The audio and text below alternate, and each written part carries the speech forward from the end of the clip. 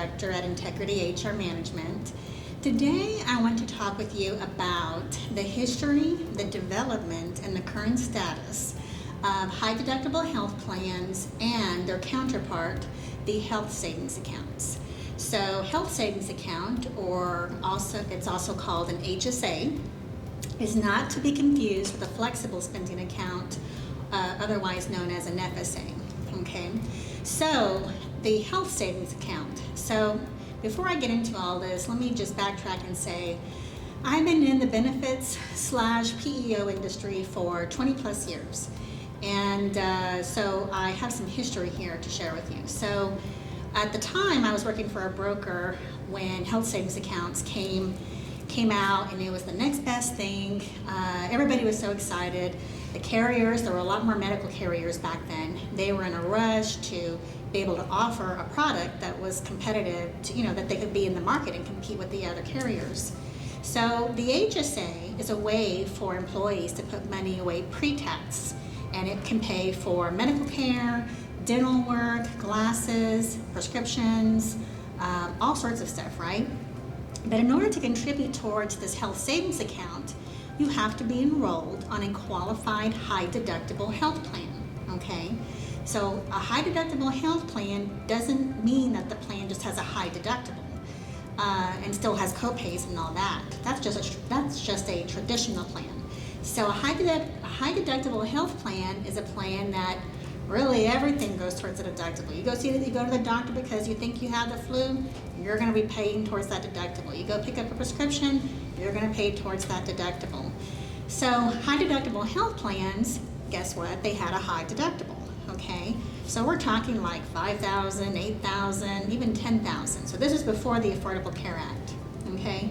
So people who do know me know that I will say, well, you get what you pay for, okay? So, and what I mean by that in this situation is that the way this works is that when the deductible is higher, the premium comes down, okay? So the premium comes down, you're paying less for this plan. So that's already like a big deal right there.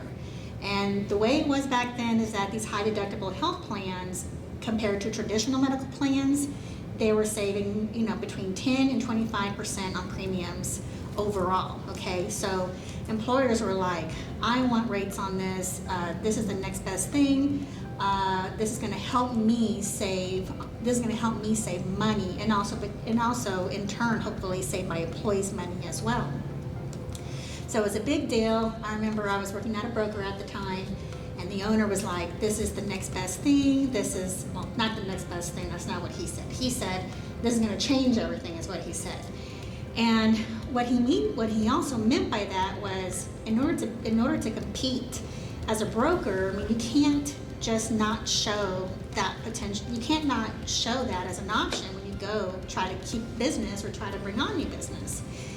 And back then, there was really only one way that a broker got paid, and that was through a percentage of premium. And back then, it used to be like 5% of premium, and it's changed over the years. So what happens is the premium comes down for a plan that has a higher deductible. So guess what? That means the broker's commission comes down as well. So in order to hold on to business, they've got to show this option, right? So it was a big deal, and these high deductible health plans are what we call consumer-driven health plans. And that is a very glamorized way of saying that the member has skin in the game, okay?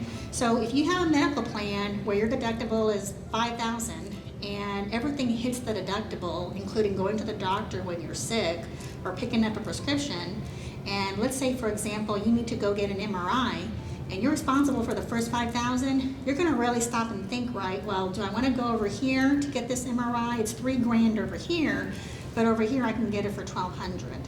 So it really started making consumers think about what they were spending, because people just got used to going, I go to the doctor, I pay $30. I go get my prescription, it's $20. And so really no understanding of what those services really cost.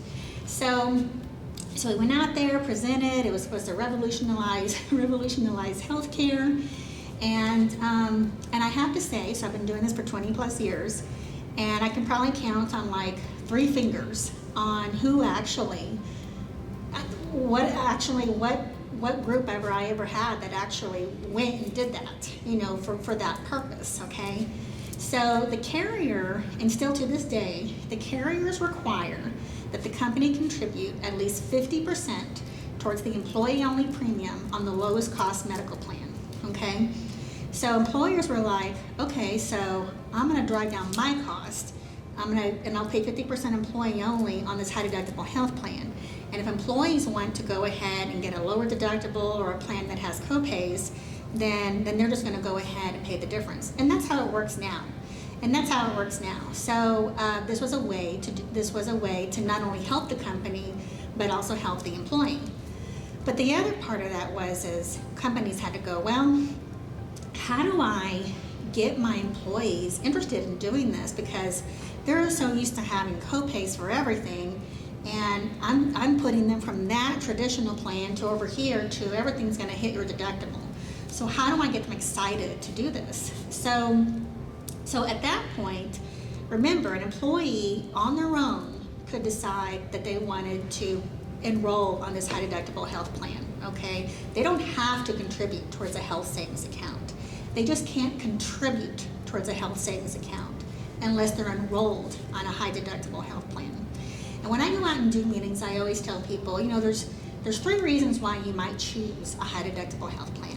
You might choose it because of cost, and you might choose it because you're like, well, I hardly ever go to the doctor. I really just want something in case something catastrophic happens, And then the 3rd reason would be, I want to put money away into a health savings account, because that money that you put away into a health savings account is pre-tax, and it rolls over year to year. It belongs to you for forever. You can use it 20 years from now, even if you're not enrolled in a high deductible health plan. You just can't contribute towards it unless you're enrolled in a high deductible health plan. So an employee might go, you know what, I'm pretty healthy.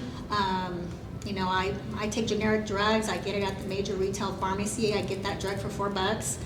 I got my preventive care, because now the Affordable Care Act says preventive care, even on the high deductible health plans, has to be covered at 100%. So then the employee is like, I'm okay with that, but I'm going to go ahead and I'm going to choose to have $500 over the course of the year, divided over however many checks I have, and I want this money to go into this health savings account. And basically, it's just a debit card. You get it in the mail.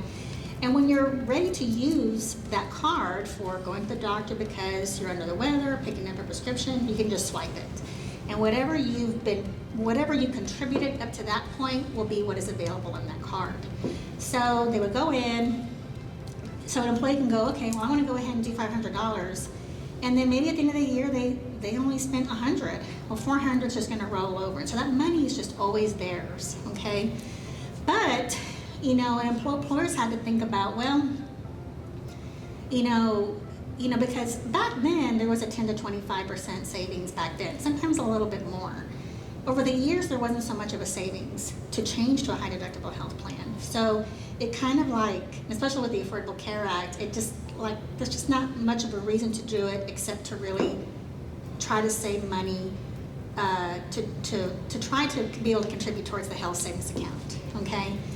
So employers were like, well, how do I get them engaged? Because John Smith, I know, or even the industry, the demographics of that company could be very different. The owner might go, I know my employees are not going to contribute towards a health savings account because they're trying to save money as much as they can as well. And so in order to kind of help move this along and help motivate them, I'm going to go ahead and put money into a health savings account for them. And so companies were like, you know what, they could decide, I'm going to put $500 in there over the course of a year. Or, they also had employers say, well, I'm going to go ahead and match what they put in. So if the employee puts in, $1,000, maybe I'll match all the way up to, $750 or whatever, or maybe match the whole $1,000. And so that was a way that companies were able to really get employees motivated to start moving towards these consumer-driven health plans. So, the Affordable Care Act came along, and before that, a lot of you may remember, deductibles were really high. And I remember writing a policy for a client one time where the deductible was $10,000, okay? But that client and their employees were okay with that. You know, they felt like they were just trying to bring down premiums. They were okay, they were pretty healthy. They just wanted a way to have something in case something catastrophic happened. The Affordable Care Act came out and they said, these deductibles are getting out of control. You know, this is unrealistic. You can't expect for someone to pay this much. So you need to bring these deductibles down. Well, okay, so you pay for what you get what you pay for. So the deductibles come down, so your premium's gonna go up, right? So then, you know, I'm doing this video in 2021, so the situation has changed a little bit. So deductibles are now creeping back up, okay? So deductibles are going up higher, and the cost there is a cost savings to be had, but it's just not as significant as it was back then.